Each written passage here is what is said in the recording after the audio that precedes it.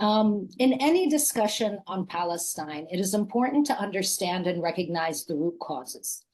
If the root causes are correctly identified, then we can put forth solutions that address and resolve these root causes. So for over a century, the Palestinian people have been denied their inalienable right to self-determination. And a crucial and significant part of this is also the denial of their right of return.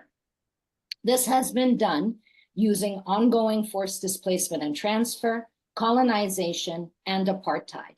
These are three interlinked and overlapping pillars that make up the Israeli regime of domination over the Palestinian people and Mandatory Palestine.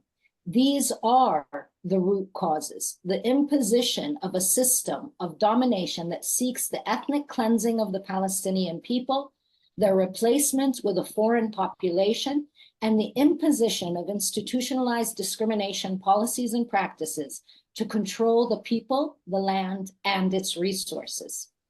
And this colonial apartheid regime is implemented over all of Mandatory Palestine, not just the territory colonized in 1967.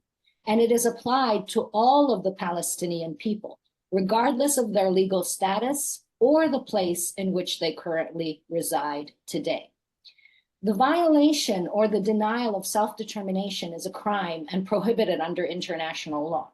So systems of oppression, like colonization and apartheid, are also crimes and prohibited under international law because they deny the right of self-determination.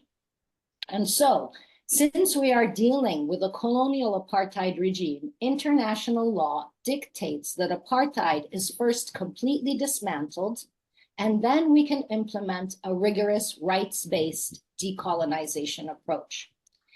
Dismantling apartheid and decolonization means the fulfillment of the rights of the people who experience the oppression and domination, meaning that an intrinsic part of the decolonization process must be the implementation of the rights of self-determination of the Palestinian people and the right of return of Palestinian refugees and internally displaced persons. Because of the ongoing displacement and transfer, when we refer to the Palestinian people as a national group, we talk about a people who 66% of their population are Palestinian refugees and internally displaced persons, as Karen has just said. 66%, that means 2/3 and counting, of course. Because if we look at the current situation, we see not only a genocide where the Israeli regime, with the participation and complicity of colonial states, are attempting to physically destroy a part of our people, but we also see the intensification and the escalation of forced displacement and transfer, colonization, and suppression policies across all of Mandatory Palestine, and of course, the aggression into Lebanon.